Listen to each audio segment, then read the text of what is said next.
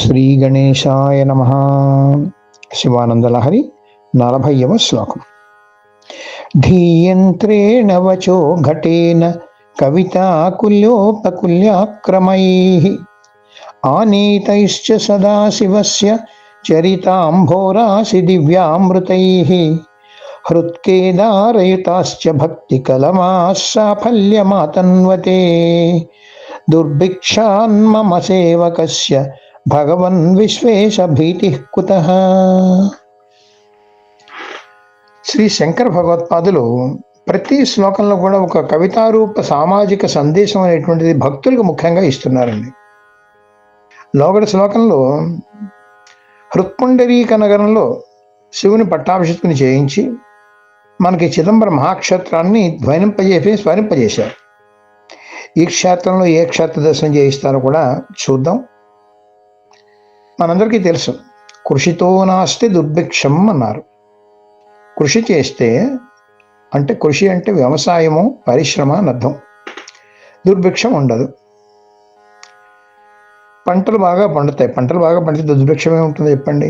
అదే ఈ కృషి అనేటువంటిది భగవదారాధన సంబంధించినటువంటి కృషి అనగా పరిశ్రమ అంటూ చేసినట్లయితే జ్ఞాన ఆనంద మోక్షములైనటువంటి పంట మన హృదయంలో పండుతుంది.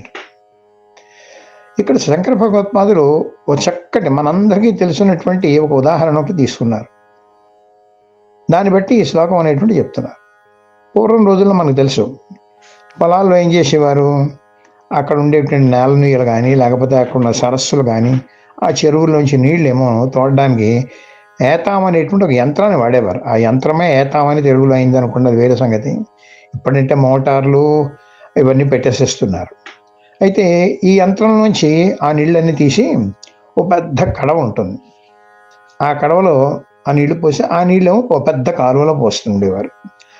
ఆ పెద్ద కాలువ నుంచి అక్కడి నుంచి ఓ కాలువలు, పిల్ల కాలువలు, పంట కాలువలు ఉంటాయి కదండి, వాటిలో కలివి మొక్కలన్నిటికీ కూడా నీళ్లు అందిస్తూ ఉంటాయి. అప్పుడు అవి పెరిగి పెద్దవై పంటలు మనకి వస్తుంటాయి. ఇది మామూలుగా మనందరికీ తెలిసినటువంటి పద్ధతి, పూర్వం రోజుల్లో ఉండేది ఇది. ఇక్కడ ఏం చేస్తున్నారంటే మనకి ధీ యంత్రేణ, ఆ యంత్రం ఏమిటంటే ధీ అంటే బుద్ధి అనమాట. బుద్ధి అనే యంత్రంతో చెయ్యాలి. అది ఏం చెప్తున్నారో ఈ శ్లోకంలో ఒక్కసారి మనం దాని యొక్క ప్రతిపదార్థం చూసి భావనలోకి మనం వెడదాం. మనం ధీయంత్రేణ అంటే బుద్ధి అనేటువంటి ఒక యంత్రం, ఏతం అనమాట. వచ్చో ఘటేన వాక్కు అనేటువంటి కడవ కట్టాలట. ఆ యంత్రానికి మన వాక్కు, మన మాటలు అనేటువంటి కడవ కట్టాలట. కవిత కుల్యోపకుల్యాక్రమై, శివ కవిత్వమైనటువంటి కాలువలు, పిల్ల కాలువలు గుండా ఆనీతై, హృదయం అనేటువంటి పొలంలో తోడబడితే అంటే తేబడినట్లయితే సదాశివస్య చరితాంభోరాశి, సదాశివ చరిత్రలనే జలధి అంటే ఏంటి, ఆ సరస్సు లేకపోతే నుయ్యో ఏదో అనుకున్నాం కదండి, అదేంటిట సదాశివ చరిత్ర అట. దివ్యామృతై అంటే సదాశివ చరిత్ర అనేటువంటి ఆ అమృత జలం చేత ఏం చేయాలట, హృత్ కేదారయుతా, హృదయం అనే పొలంలో పుట్టినటువంటి, కేదారం అంటే పొలం అంటే పంట క్షేత్రాలు, సుక్షేత్రాలన్నీ కూడా కేదారములు అంటారన్నమాట. భక్తి కలమాహ, భక్తి అనేటువంటి పైరులు, భక్తి అనేటువంటి వరి పంటలు అనుకుందాం మనం. సాఫల్యం ఆతన్వతే, ఫలవంతమైన సమృద్ధిగా విస్తరిస్తుందట. సేవకస్య మమ, నీ సేవకుడైనటువంటి నాకు దుర్భిక్షాన్ భీతి కుతః, కరువు అనేటువంటి భయం ఎందుకు ఉంటుంది చెప్పండి అని ఎంత చక్కటి పోలికిచ్చారో చూసారా. మనకు నిత్యం పొలాల్లో చూసేటువంటి ఈ దృశ్యాన్ని మన భక్తిలో పెట్టేసేసారు శ్రీ శంకర భగవత్పాదులు అన్నమాట. దీనిలో మనకి ఏం చెప్తున్నారు, ధీయంత్రేణ, ధీ అంటే బుద్ధి అని చెప్పుకున్నాం కదండి, అది యంత్రం అంటే ఇక్కడ. ఆ బుద్ధి వలన ఏమవుతుందన్నమాట, మనకు వాక్ అనేటువంటిది సుస్పష్టంగా మంచి మాటలు అనేటువంటి వస్తాయి. అదే వాక్ వచో ఘటేన అన్నారన్నమాట. అంటే అదే ఘటం, కడవ అనమాట. అంటే అదే మనం చెప్పేటువంటి కవిత్వ, వాక్కుతో మనం కవిత్వం చెప్తాం కదండి, ఆ కవిత్వమే ఒక కాలువ అనుకోండి. అయితే శివచరిత్ర అనబడే సరస్సులోని అమృత జలం, ఇప్పుడు అక్కడ మనం నేలలో ఏది అనుకున్నాం అదేమో శివ చరిత్ర, శివగాథలు అనుకోండి, అవన్నీ కూడా అదే అమృత జలం అనమాట. అది వచోఘటికత అంటే వాక్ అనేటువంటి కడవతోటి తీసి కవితాభావన అనే పెద్ద కాలువ నుంచి ఎన్నెన్నో కవితలు అనే పిల్ల కాలువలు తవ్వి హృత్కేదార హృదయం అనేటువంటి పంట పొలాలకి పంపుతున్నాను. చూసారా, యంత్రము, కడవ, అక్కడి నుంచి కవిత్వము, ఓ పెద్ద కాలువ, ఆ పిల్ల కాలువల నుంచి తీసుకెళ్ళి మనకి హృదయం అనేటువంటి పంట పొలాల్లో పంపుతున్నట్టండి. అలా పంపిస్తే ఏం జరిగిందో తెలుసా? భక్తి కలమా, భక్తి అనే వరి పంటను పండించారట. ఇక్కడ భక్తి అనే పంట పండితే దుర్భిక్షం ఎక్కడ ఉంటుందండి?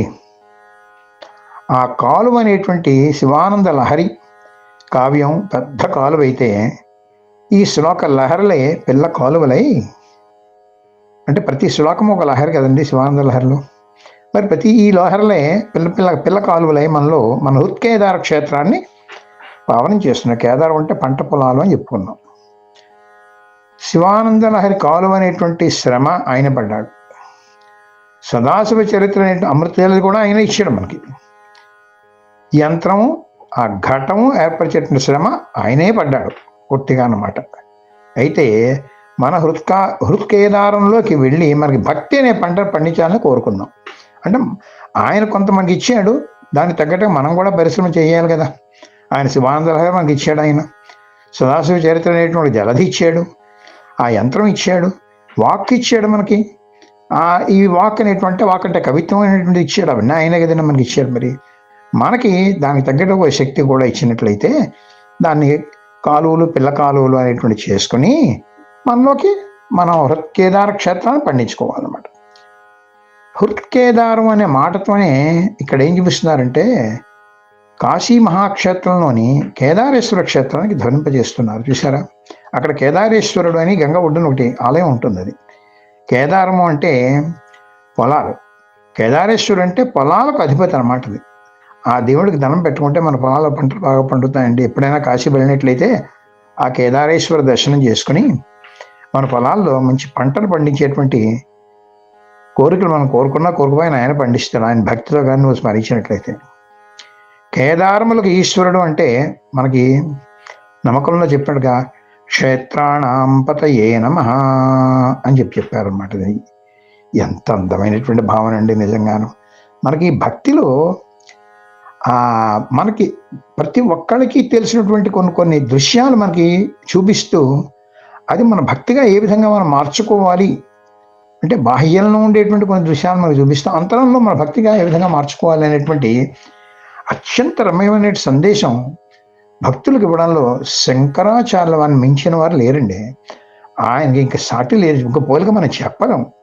అటువంటి బ్రహ్మాండమైనటువంటి సందేశాలు అందించారు. అందుకని ఆయన మనకి ఆ శివానంద లహరి అనేటువంటి స్వానందం అనేటువంటిది ఈ లహరుల ద్వారా మనకి ఇచ్చాడు. ఈ శ్లోకం ముఖ్యంగా ఈ 40వ శ్లోకం ద్వారా మనం ఏం చేద్దాం, ఆ లహరిలు అనేటువంటి ఆ పిల్ల కాలువల్లోంచి ప్రతి శ్లోకం ఒక లహరిగా భావించి ఆ లహరుల్లోంచి ఆ భక్తి అనేటువంటి ఆ శివ చరిత్ర అనేటువంటి గాథల్ని మన కేదార క్షేత్రంలో మనం తెచ్చుకుని మనం ఆ శివానందాన్ని పొంది ఆ శివానంద లహరిలో రమ్యంగా ఆస్వాదిస్తూ సుఖంగా ఆనందంగా ఉంటూ శివస్మరణతోనే గడుపుతామండి. ఎంత చక్కటి భావన అండి నిజంగా. అటువంటి భావన మనకు అందించినటువంటి శ్రీ శంకర భగవత్పాదులకి సాష్టాంగ దండ ప్రమాణం చేస్తూ శంకర సాక్షాత్ నమశివాభ్యాం.